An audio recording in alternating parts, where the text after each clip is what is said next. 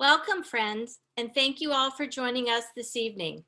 For those of you I don't know, I'm Barry Popkin, a proud supporter of Jewish National Fund and a member in our Women for Israel Leadership Steering Committee. It is my honor to welcome you to our annual Women for Israel event and first ever virtual one. These are unprecedented times, but we are so grateful for technology and for your participation here today. For those of you who have joined us before, welcome back to our JNF family reunion, and thank you for taking time out of your evening to be part of JNF's success.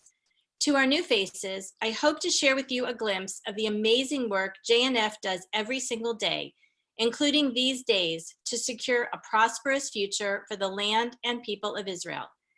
And a special welcome to our friends from the Capital Region of New York who were able to join us today thanks to our new reality in which geography doesn't present a barrier. And to our dedicated and enduring Women for Israel leadership, a heartfelt thank you for your continued support. Since 1901, JNF's focus has been to ensure a strong, secure, and prosperous Israel. In such unpredictable times, I'm proud to say the Jewish National Fund was there yesterday. We are here today, we will be there tomorrow. To our inspiring speaker, Marina Furman, we are thrilled to have you join us. A special thank you for Stephen Shalowitz, who will be interviewing Marina. Friends, traditionally May is Women's Month in JNF, meaning all gifts made by the women in this room, or should I say in this Zoom, will be matched dollar for dollar today.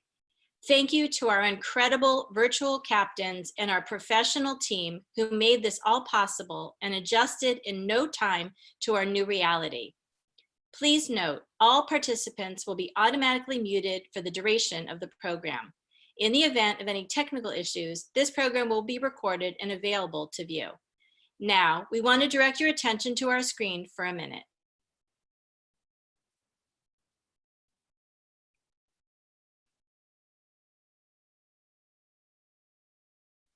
It all begins with a vision of lush and breathtaking forests where once was only rocky and brown land. A vision of transforming the Negev and the Galilee, injecting a vitality that is transforming them into places people want to live. A vision for us to speak our values, leaving no one behind. A vision of quenching the thirst of Israel's population and allowing the agricultural economy to thrive. A vision that searches for solutions that will make a better tomorrow. A vision of a continuum, ensuring that we are raising tomorrow's leaders today. A vision that understands that a nation must know its past to create a stronger future. Be a part of our vision. Join us.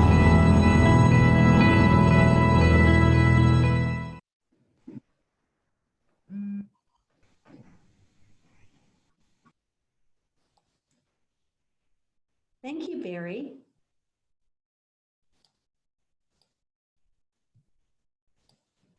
My name is Maria Ponsillo. I am a new member of Jewish National Fund's Boston Board of Directors, chair of the High Society, and a major JNF donor. Thank you for attending this evening.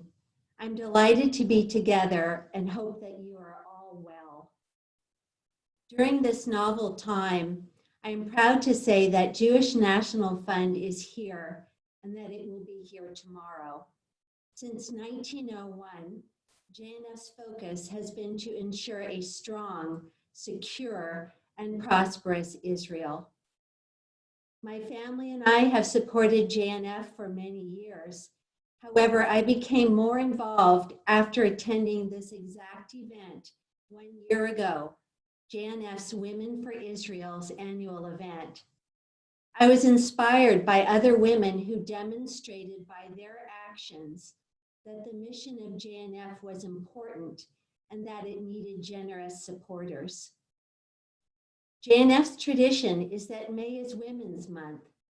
In recognition of Women's Month, All gifts made by women this evening will be matched dollar for dollar. JNF's strategic vision to build and connect us to the Israel of today and of tomorrow is unparalleled. Every JNF project, initiative, and campaign connects to its vision and mission. Community development, enhancement of tourism, building medical centers, funding research, and sponsoring a semester abroad program in Israel for American high school students are all examples of JNF's aim to strengthen and support the Jewish people of Israel. JNF is building new communities in the Negev and Galilee, stimulating employment and building infrastructure in the periphery, mindful of Israel's ecology and of its water supplies, while preserving its heritage sites. No one is left behind, young and old, those with special needs, disabilities, or with traumatic stress are all attended to. JNF has also implemented safety measures such as bomb shelters and resilience centers for Israel's towns that border Gaza, whose populations suffer from ongoing terrorist missile attacks. JNF continues to shape a strong and moral Israel as was intended by its Zionist founders. Since we are not able to present you with the typical in-person donation envelope this evening, in a moment, we will reach out to you with both a text and an email. Please join me now and make a donation to JNF that is meaningful for you and your family. Please demonstrate monetarily that the New England Women for Israel stand together in support of Jewish National Fund. Donations can also be made via this web link. Right here, right now, please join me in making a contribution to the Jewish National Fund. Each and every gift contributes to Israel's success step by step and is deeply appreciated. Thank you. Thank you, Maria. Good evening, everyone. My name is Rhonda Foreman, and I am the president of Jewish National Fund's Sapphire Society. I'm also a proud board member of JNF's Boston board and a major donor to JNF. I'm so happy to see so many new faces along with familiar ones all over my Zoom screen. It is indeed a collage of beautiful people. Momentarily, we will start a dynamic conversation led by Stephen Shalowitz, who is based in New York and is the host of both the One Way Ticket Show podcast, as well as JNF USA's Israel Cast. And now it is my pleasure to introduce to you a pillar of the worldwide Jewish community. She was an incredible advocate for Soviet Jewry who became a refusenik at the age of 18 and spent the next 10 years fighting to convince the Soviet government to give Russian Jews the permission to immigrate to Israel. She and her family were featured in a CNN headline article defying the KGB, How a Forgotten Movement Freed a People. She is a passionate Zionist who was finally given permission to make Aliyah to Israel in 1988 and worked as assistant to the mayor of Ra'anana. 10 years later, Marina was appointed to the position of Israel emissary to the Jewish community of Greater Philadelphia, thus becoming the first Russian-born Israel representative in the United States. She is an inspiring executive who built a stronger and more inclusive community of supporters in Eastern Pennsylvania and Southern New Jersey. Ladies and gentlemen, please welcome JNF's National Executive Director of National Major Donor Advancement, Marina Furman. Well, thanks so much for the introduction, Rhonda. And Marina is there. And again, my name is Stephen Shalowitz. I'm the host of the Israel Cast podcast, excuse me, for Jewish National Fund. And I see some familiar faces here in the crowd. And also, I know that some of you are listeners to the show. Thank you so much. Marina is our latest guest on episode 82 of Israelcast. We've had some wonderful, wonderful guests on the program that are truly enlightening and truly offer their Israel stories and their engagement with Israel and the Jewish community. We're going to be in conversation with Marina right now. We're going to talk till about 8:25 or so, just so that you have some idea of what's the timing looking like. And if you'd like more information on Marina, apart from what we're going to be talking about today, do head on over to that episode of hers, because we do talk about other things in that episode that we just simply don't have enough time to talk about this evening. But Marina, you're there? I'm here. I'm ready. Good evening.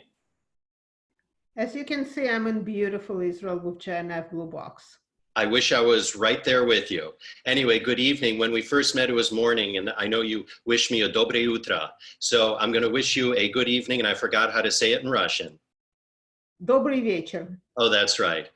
I'm going to leave that one to you. I'll stick with dobre utra for the moment. Well, listen, Marina, we've got so much ground to cover, and really, whenever you're in the house, there's so much to learn and so much to really talk about. This is our third conversation, and every time I get more and more enlightened and inspired. So really, I'm really looking forward to chatting with you this evening. And I really want to start out by going to the very beginning, because as they say, the past is prologue. And we want to talk about your journey. And we really have to start, of course, at the beginning in Kyiv. So can you really set the stage for us? Because when we started our conversation, our very first one, I had asked you what life was like in the Soviet Union when you were born, while you were growing up. And your response to me was, it was hell. So take us back, dare I say, to that hell. Describe for us what it was like, and also your family unit and who you were living with at the time. No one likes going back to hell, but I will try.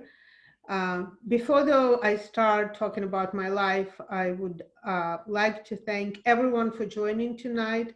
There are various wonderful Netflix and other shows on TV. So I appreciate your time, and I want to thank lay leaders who made this possible. Barry and Maria and Rhonda, as well as Dar Nadler, our shlicha, and of course, Director Sarah Hafetz.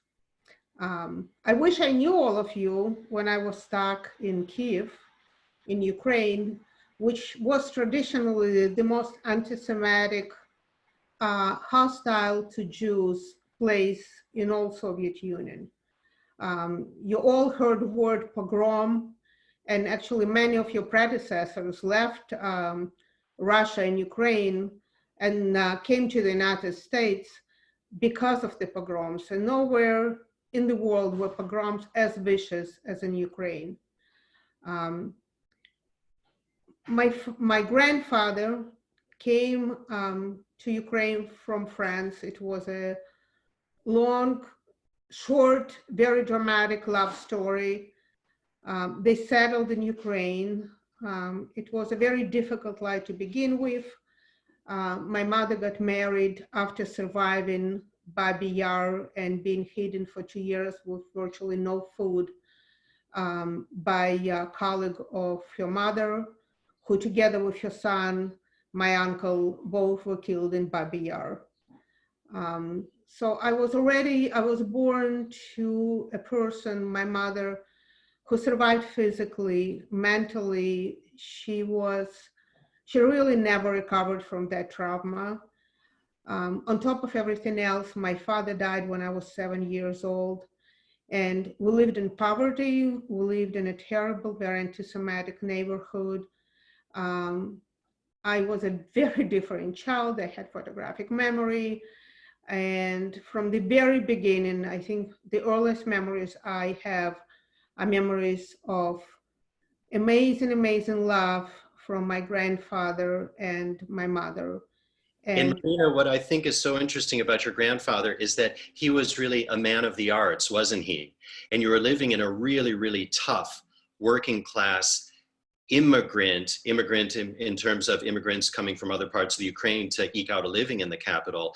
You were living in that very working class neighborhood, but here you were, a Jewish girl with a grandfather who could recite and sing opera, recite literature, and then here you are in this just totally different kind of environment. That must have been, that is part of the hell, isn't it? It is, but also my grandfather really gave me tools to survive. I don't know if I would have made it, but he introduced me from the very early age to classical music, to ballet, to opera, to it all. Luckily, it was very affordable in Soviet Union, and that was it was his escape, and it became my escape in the darkest hours. That music really was healing for me. And in terms of your Jewish education, there wasn't any, right? Can you talk about the knowledge of how you knew if you were Jewish or your Jewish identity during those years? So the Jewish identity was a very peculiar thing in Soviet Union. It wasn't anything you knew. It wasn't anything you felt. Jewish identity was mostly your passport that said Jew, regardless of where in Soviet Union you lived. If your parents were Jewish, you were Jewish, and it meant that you were discriminated against. Soviet government made Judaism basically illegal. You could be thrown out of college or fired from your job for going to synagogue. Teaching Hebrew was illegal.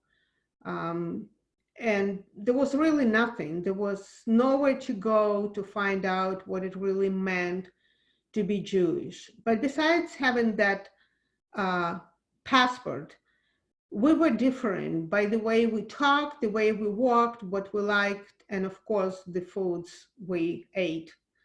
And did you know other Jews then during that time? Yes, again, because everyone was kind of discriminated, all of us Jewish kids in school, we knew each other because we all experienced discrimination. And also the names, except my name, Marina, wasn't very Jewish, but we knew who we were right away, and we had very similar experience. What was your maiden name, by the way? I've known you now for a while and I never asked you that. My maiden name was another part of my hell because it was Garmize Garfinkel. It was the longest name. It was hyphenated, and nobody could say that. Can you say that again? Garmize Garfinkel? Garmize Garfinkel. Was that your mother's maiden name and then your father's surname? No, it was my grandmother and grandfather's name. Got it. So what was that moment that you said that you wanted to become an activist and that you wanted to make a change for your life and indeed the life of your mother and your grandfather? What was that catalyst? What was that trigger for you, Marina? For me, I mean, I always knew I didn't belong there. I was never going to become part of that society, of that country, of that people. But at the age of 12, my grandfather told me the story of Masada and the notion of freedom, being surrounded by enemies and yet believing that you can be free and fight and willing to die for that freedom. That story and the way my grandfather told me that story kind of set me free. And then when, because of tremendous success of Soviet Jewry movement in the United States, in Great Britain, in France, all over the world really, Soviet government was forced to allow Jews to immigrate. It was very expensive, it was very difficult. For our family, almost unobtainable. But once I knew it was possible, I decided that I'm gonna live in Israel no matter what. And what was that first act of, dare I say, rebellion? I think that's the only word that I can think of at the moment. Defiance. What was that first act of defiance then for Marina Furman? Although you weren't Furman then, but what was your first act of defiance, Marina? You can also call it craziness. Listen, it's worked out. It's worked out. I don't think it was crazy. It was. was pretty suicidal what I did. But you know, Soviet Union was a big country. Ukraine was the most oppressive among all Soviet republics. And every small act of defiance, as you said, was punished. I tried to organize other people who were refused exit visa, who were refused right to leave, to immigrate to Israel, to make Aliyah, to protest. And that was never tolerated by the authorities. A few months into my activities, I was arrested by 2 KGB officers who dragged me in the KGB car, took me to the outside park and started beating me up, telling me that I need to apologize and promise I will never do it again, and they will let me go. I said no. They started beating me up pretty badly. I said no. And I really don't know where that strength came from, but there was nothing they could do. They weren't giving orders to kill me. And I won. At that moment, for myself, I became a victor because I didn't give in to pain. I didn't give in to fear. And from that moment on, I knew I had it in me to fight and go all the way. You know, Marina, we've spoken several times, and I just, first of all, just want to thank you for sharing this. We still have a ways to go, but I can't imagine how difficult it is for you to have to go back there and think about that and to relive it. So really, I think on behalf of all of us on the call, we want to thank you for sharing this with us, because it is very painful for you. And it's not always easy to talk about pain from the past as many times as even we talk about it as you have.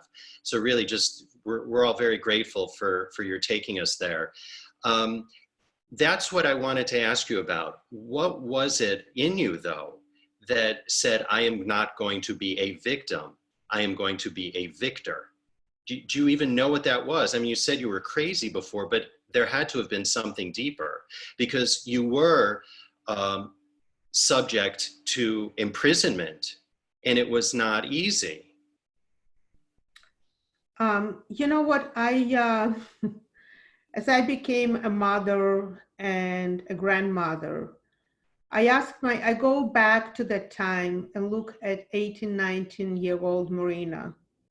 And honestly, looking back, I don't think I would have been able to do the same today. And I want to answer this question, what was it?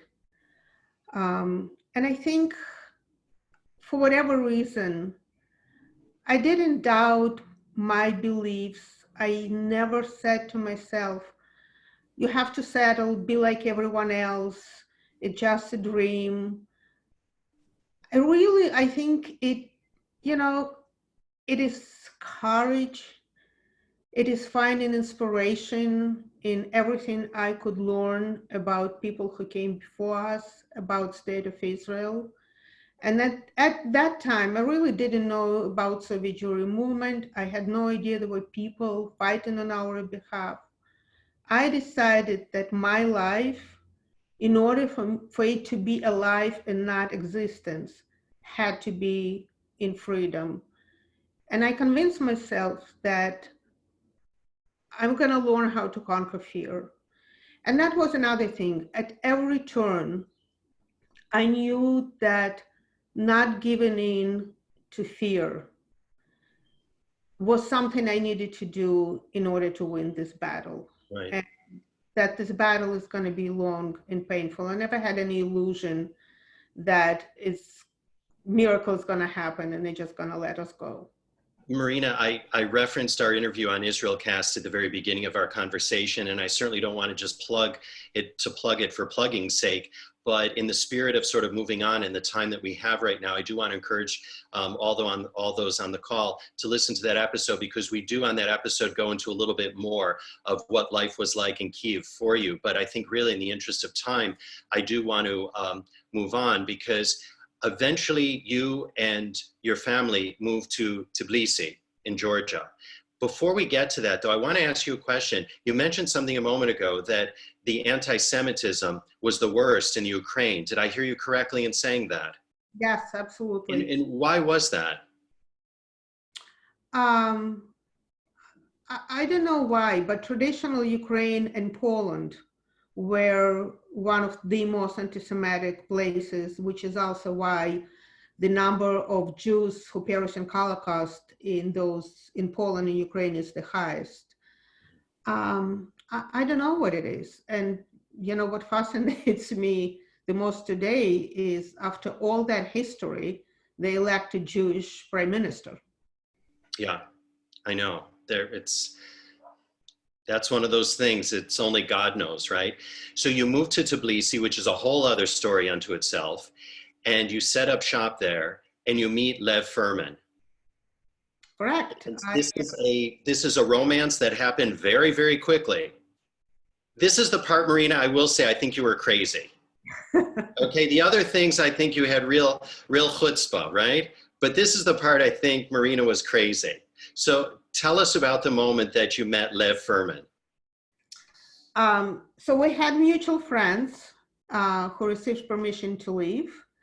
And Lev came from Leningrad, which is now St. Petersburg, to say goodbye to them.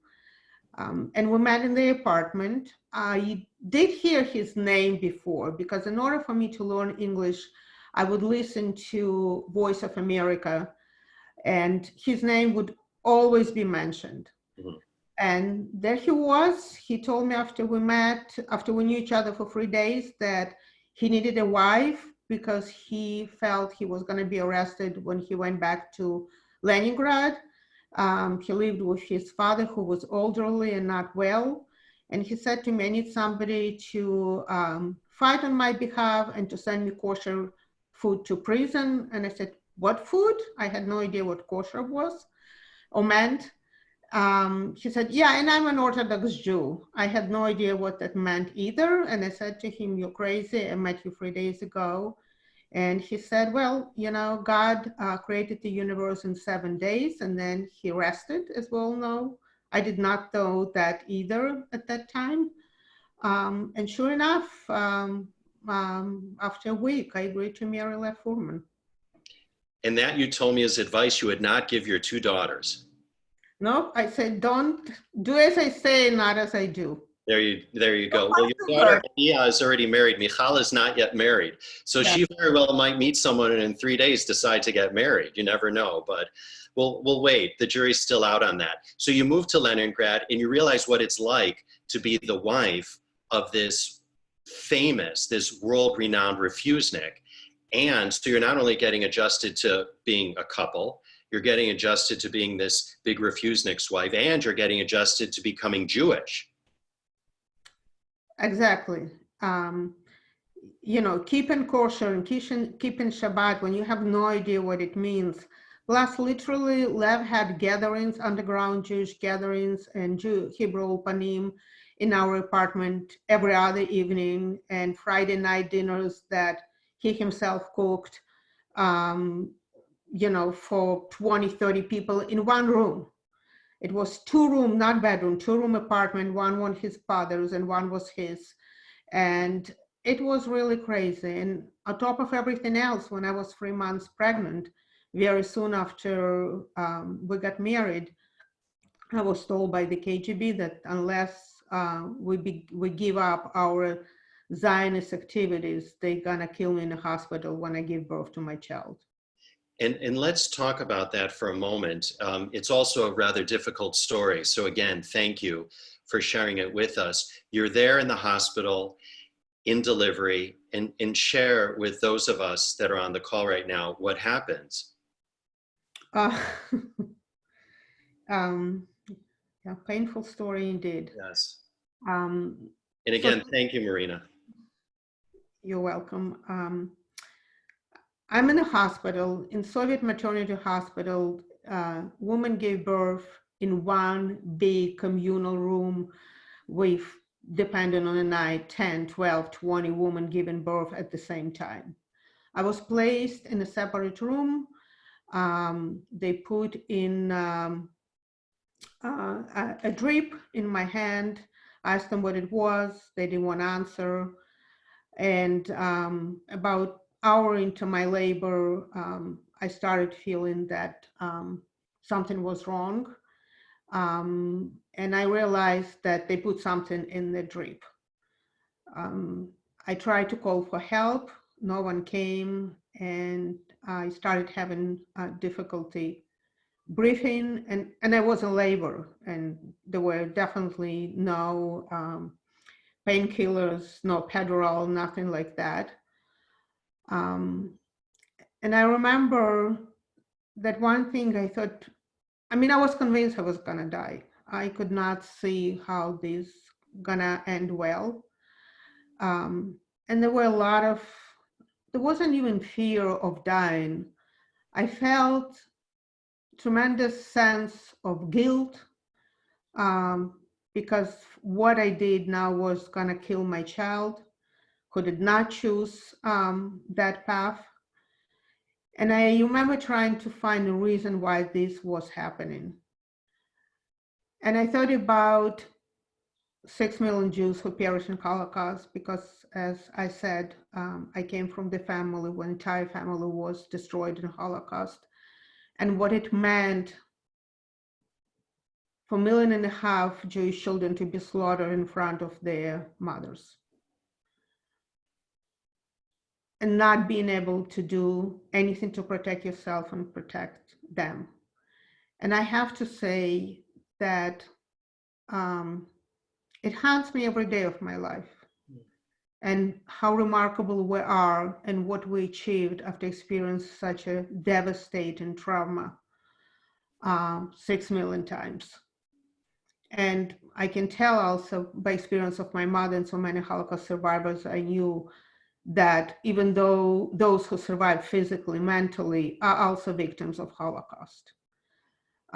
Luckily for me, at the very last moment when it was possible to save my life, one brave physician walked in the room. He was on vacation before. He didn't know what was happening. He didn't know about KGB orders. He walked in, he asked the staff, he asked me what was going on. I couldn't even speak, I was so weak. I saw him call a nurse. She explained to him. He left the room and he came back in a few minutes. And he said to me, I'm gonna reanimate on you. Child will probably not survive, but I will do my best. And I was really half unconscious. And miraculously, my daughter was born alive and healthy. The physicians who had the courage and defiance to perform this act of bravery, together with thousands of people who campaign on our behalf all over the world, saved 2 Jewish lives. And as another act of defiance, we called our baby girl Aliyah. Yeah. Well, Marina, first of all, thank you again for sharing that, because I know it's not easy to have to go back to that place. And how beautiful you named her Aliyah, really. And that's what she did, ultimately. And the doctor, you had told me in a previous conversation, we don't know what happened to him. Well, I know what happened to him. I know he was, by the time I left the hospital, and in Soviet Union, every woman had to give birth in the hospital and stay for 7 days. On the 4th or 5th day, I went to look for him, and they told me that he was dismissed. He was fired from the hospital. We also found out he was exiled from Leningrad. Right. What happened to him after that, we unfortunately don't know. We did everything we could to find him and thank him and send him money, but we could not track him down. Right, and that's what I meant. We don't know. He could have very well just perished, and that was that. In terms of the international support, by this time you knew that there was just this groundwell of support, right? And there were letters coming in, for example, Ted Kennedy, right? George Shultz, Secretary of State, and so on. And we're seeing one of those letters right now from Senator Kennedy up on the screen. How fantastic is that? You have a wonderful collection, Marina, of letters. And I'll just pause for a second while people just sort of can glance at it, just for a moment there. It's fabulous, from 1988. And so, Marina, you have some extraordinary letters from some very senior people in the United States government advocating on your behalf and on Lev's behalf and little Alia's behalf as well by that time. And you also have just private citizens that are coming through the Soviet Union. And Sheryl Sandberg's parents, for example, that were very active, right, in the Save Soviet Jewry movement. And so that must have been really the wind beneath your wings, right? To really give you that support, right? It was more than wind beneath our wings. It was our lifeline. Mm. You know, there were many lists that world Jewry would constantly circulate among the top politicians. I can tell you that this is one letter. We have many letters from Ken Kennedy. Once he found out when they threatened me when I became pregnant, he was very, very involved in trying to force Soviet government to give up their plans. And without that support, without an ability of American Jews to get top politicians, top government officials so involved in that movement, we would not have survived. According to Russian latest statistics, during Stalin time, in Gulag, they killed 20 million innocent people. And here were a few thousand refuseniks, creating a lot of problems for them, making a lot of noise. And we were harassed, we were arrested, terrible thing happened to us. But in the end, no one died. And that in itself is an absolutely remarkable achievement that never happened ever in the history of any nation, any peoplehood. And it's something we absolutely have to remember and applaud ourselves. Mm-hmm. And what I also want to add, that the KGB called housewives movement, because the engine of the movement were women. Mm-hmm. With their ability for empathy and compassion, and seeing Soviet Jews as part of the family, they were relentless. And they organized and ran these amazing campaigns and rallies and demonstrations, left their kids and went in the dead of winter to visit refuseniks, not knowing what KGB is capable of. And that together, that collective courage, that collective belief in what we can do, not doubting our people, what created this miracle. Because the fact that we survived and that Soviet Union changed its immigration policy and that Soviet Union fell apart and there is no more Berlin Wall, each of us had a part in taking the brick out of that wall between freedom and oppression. And I think you and Lev had a part in taking a number of bricks out of the wall, not just one brick, Marina. Let's talk then and just pivot then to leaving the Soviet Union. You make the application. We know that there was a lot of back and forth. It was clearly very difficult. It was a very long, laborious process with, again, people traipsing through the apartment. And that's a whole sort of telenovela unto itself, I know. Take us to the day when you got the notification that you were able to leave. So it was a very fast and very dramatic sequence of events. On December 6, 1987, 250,000 American Jews demonstrated in DC during Gorbachev's first visit in negotiation with President Reagan. We received another refusal just a few days before. We decided we're going to protest on the Palace Square in Leningrad, which is where revolution took place. We were all arrested. They even kept Aliyah in prison for 5 hours.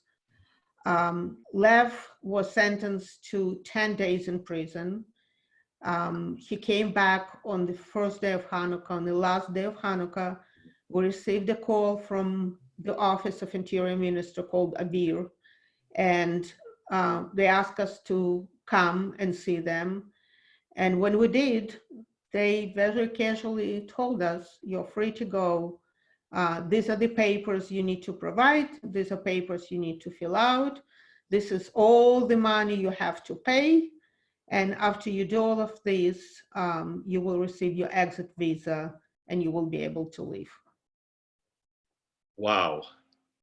And what's that emotion like? Were you overjoyed? Were you in disbelief? Did you think that this was just another KGB ploy? I was convinced that we're gonna leave the building and they're gonna arrest us and send us to prison after so many years of knowing, so many years and so many terrible things that happened to us. It just happened so fast between being arrested and being given permission to leave. I don't remember, I tried to remember what I felt. I think I was shocked. And I have to say, even when we were sitting on the plane, until we crossed, so, everyone went first to Vienna and then from there to Israel, until they said, welcome to Austria when we crossed the border. Till the very last minute, I was looking around the plane. I was waiting for somebody from KGB to come and to put handcuffs. So it's when we stepped off the plane in Israel that I took a deep breath and I said to myself, we are really free. Because I can't imagine what that must have been like to be told you're free and give us all of this paperwork, give us all of this money. How long a period of time was that, Marina? From the time that they told you to the time that you got on the plane? So we were told it was December when we were told we have permission to leave, and we arrived to Israel on April 20th, 1988. So that whole time you thought it could be a joke, it could be a ruse, a ploy. Yeah. It's astonishing. Now, you arrived on a very special day. Very special day. And that special day we just celebrated it. It was 40th independence anniversary of the state of Israel. Yom Ha'atzmaut. Yom Ha'atzmaut. And as we were descending, as you know, Ben Gurion Airport is on the outskirts of Tel Aviv. We saw fireworks going on in Tel Aviv. And my father-in-law looked out the window and he said, wow, look at this. It was worth suffering all this time to be greeted like this. And we never told him that the fireworks were for the Independence Day. So we landed in Ben Gurion Airport. We were greeted by many members of Knesset, many friends of ours from all over the world knew when we were coming, and they came to Israel and waiting for us at 2 a.m. in the morning in the airport with posters and all the wonderful things. Yuli Edelstein, who is immediate past Speaker of the Knesset and new Minister of Health in Israel, was there with his wife, blessed memory. And it was absolutely surreal. Marina, it's Yom Yerushalayim, so I would be completely remiss if I didn't ask you, what was that moment like for you when you made it to Jerusalem for the first time? Do you remember that? And do you remember the time that you first went to the wall? I remember my first time at the wall and holding Aliyah and putting her, I'm gonna cry, and putting her little. Marina, I think we're all gonna cry, so you're not alone there. Yeah, my husband says I probably. Marina, I've got my tissues right here, so don't worry. Me too. I'll join you in tears. No, but I remember it was a very warm spring day when we went to Jerusalem, and I put Aliyah's hand on the wall, and I put my hand on top of her hand. And I just visually imagine thousands and hundreds of thousands of hands of all the people around the world who hand by hand made that bridge for us, over all the troubled waters to make our way to that holy place. And I felt so blessed and so Jewish. And it really, I mean, that place is magic. And I have to say, for all of us, every time we go to the wall, the feeling is almost the same. And, so we came to Israel on Independence Day, and Yom Yerushalayim was a month later, and we were invited to a very special government celebration of Yom Yerushalayim. And we were sitting and people were singing. It was at night on the eve of Yom Yerushalayim, and people were singing Hebrew songs. And I was holding Aliyah, and people were passing her around and said, "Can you imagine her name is Aliyah?" and retelling our story. And that's who we are as people. That's what our solidarity, our compassion, our rare talent of reimagining our collective future does. And there are many stories like mine. There are 1.5 million Soviet Jews who came to Israel, who maybe didn't have as many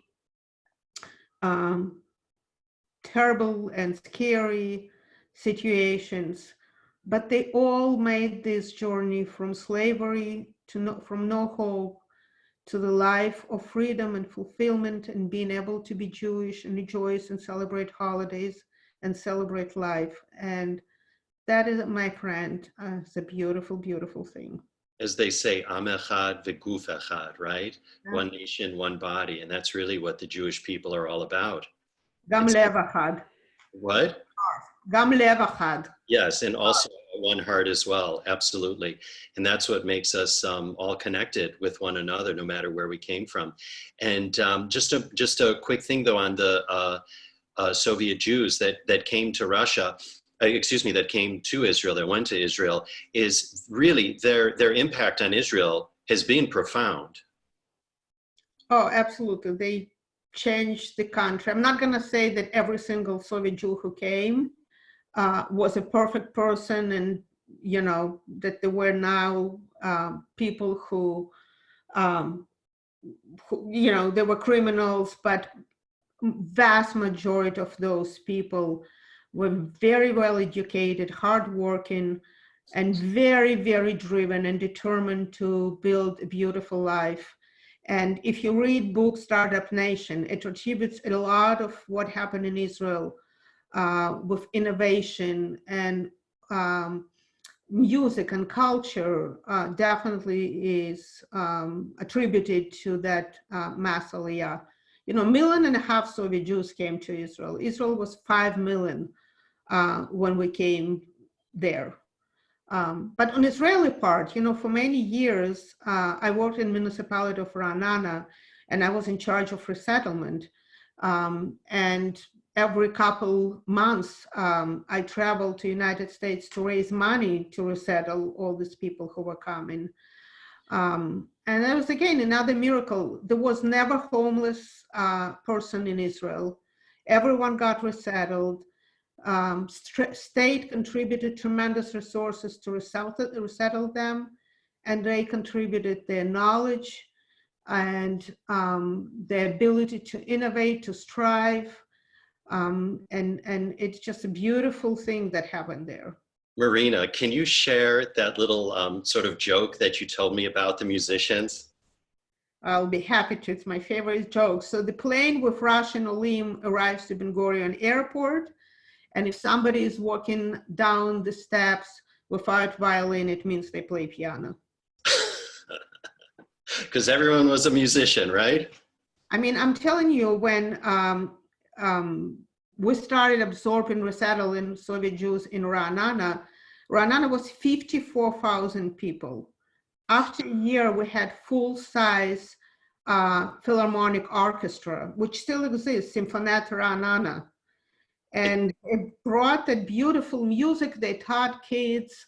They started kids series and introduced Israelis to this beautiful world of classical music. Right. And so you spent time in Israel, you, Lev and Aliyah, spent time in Israel, and then the decision was made to move to the United States. No, we never made that decision. Okay. That's why I said, Marina, that's why I said the decision was made. was made for us. I said was made, not that Marina made it, but was made. See, that's when you know English is not my native language. That's okay. Now we Listen, spent it's not my first language either, so there you go. you're too modest. Now we spent wonderful 10 years in Israel. Not always easy, but Ra'anana is a blessed place on earth. And as I said, I would travel a lot to United States to speak about and mostly raising money to resettle Soviet Jews. And on one of the trips, my mother died, and I said, I'm not going to do it anymore. And then I was offered to become a community shlicha in Philadelphia to come for 2 years, and I decided to do it to change the scene. And we came for 2 years. We asked to stay 3 years and asked to stay 4 years. And after 4 years, one thing led to another. And we decided to stay. And I discovered another Israel that existed in the United States named Jewish National Fund. Right. Marina, we have just, about 5 more minutes or so, something like that. So I want to be mindful of the clock. So just a couple more quick points. So by this time, you not only have Aliyah, but you have your lovely young daughter, Michal, who is with you in Philadelphia. And so there's the 4 of you, beautiful family. And share with those of us, Aliyah and her involvement with the state of Israel right now, because she took the governor of Pennsylvania to Israel. And I thought, what a beautiful full circle moment that was. Yeah, it was unbelievable. I'm very lucky. I have amazing 2 kids who grew up to be amazing young women in spite of everything I did and didn't inherit crazy genes. I hope so. Yes, and Aliyah works, she's director of Department of Community and Economic Development for Southeastern Pennsylvania. And this January, just before Corona started, she took the governor on the trip to Israel, him and First Lady Frances Wolf. And this was their first trip to Israel, right? First trip and first sitting governor of Pennsylvania ever to travel to Israel. And they laid a wreath in the beautiful 9/11 memorial in the Tree of Life Synagogue forest that JNF planted. Aliyah made sure he saw more JNF projects than anything else. But the most remarkable thing was they went to Yad Vashem. And when they went by Babi Yar, he asked her to tell the story of her family, of Aliyah's family, and she did. And just to think that the girl who had 1 in 100 chance to survive now was in Yad Vashem at the site of this horrific Holocaust that happened to our people, sharing with the governor of Pennsylvania the story of her family. I mean, if it was a movie and that was the ending of the movie, people would say, come on, how unrealistic, how much more unrealistic can it be? You know, im tertzu in zo agada, if you wish, it's no dream. And oh my God, is that true? I couldn't agree more with you, Marina.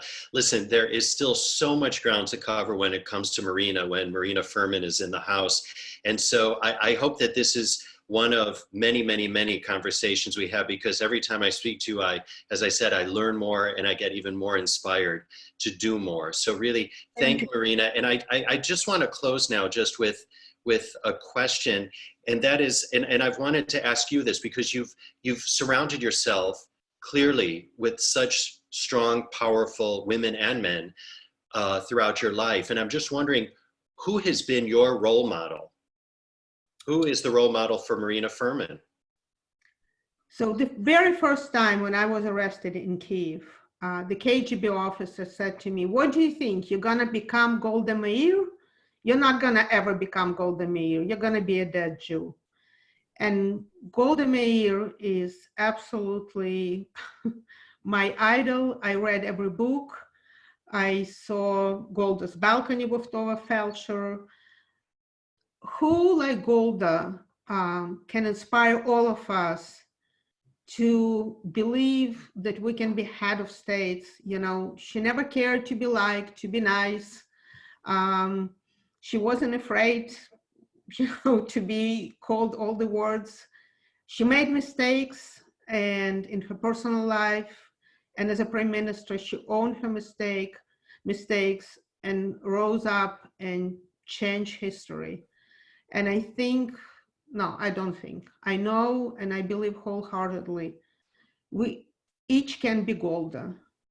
We each can inspire each other. Maybe we won't be head of states, but if we can help one person in Israel, if we can bring one kid to Israel, to Alexander Mas High School, and help them realize what a gift it is to be a Jew, that's also being Golda, because the biggest Talmudic probably wisdom we have is you change one life, you save one life, you change and save the world.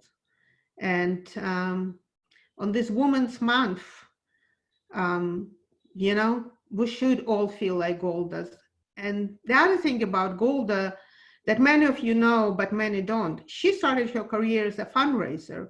She would come to the, living in Palestine, come to United States, she was from Milwaukee, and ask people to give money to support Israeli army and build State of Israel. And she was not shy, afraid to do so. And she told American Jews they have to, they didn't have a choice. And people were inspired by her and they gave generously. And with those dollars, the weapons were bought and the buildings were built and the land was bought. And that's how State of Israel, through battles, through tears, through tremendous sacrifice, but also with money donated by people of this country, we have a dream that came true, and that is State of Israel. And that is my Golda. Marina Furman, it was really such an honor to speak with you this evening. I just want to thank you so much for sharing your story with us this evening. Again, it's always inspiring, it's always enlightening to speak with you. And once again, thank you so much. And want to hand it back to Rhonda right now. Thank you, Stephen. Thank you.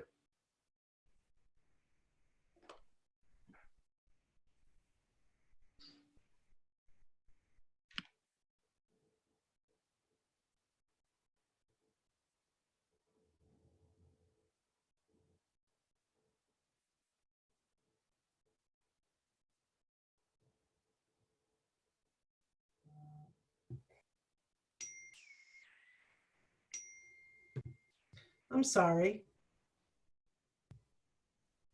Can you hear me now? Yes. All right. Thank you, Marina. That was an incredibly moving story. You are our Golda, definitely. And thank you, Stephen, for facilitating so beautifully. We really appreciate it. On behalf of the Chair of Women for Israel, Risa Aronson, and myself, we want to thank you all again for joining us this evening to support Jewish National Fund. We hope that you not only learn more about the transformative work JNF is doing in Israel, but are also feeling as inspired as we are by Marina's story. Even from our homes, we are all one big happy family. I encourage you to get involved with JNF and make your gift by text or online if you have not already. I also want to thank you for your support. If you want some more information about Jewish National Fund, please contact Dar Nadler or feel free to reach out to me. I'm always available. This concludes our program for tonight. I hope to see you at future events when it's safe to do so. Until then, we'll keep Zooming. Thank you again and good night.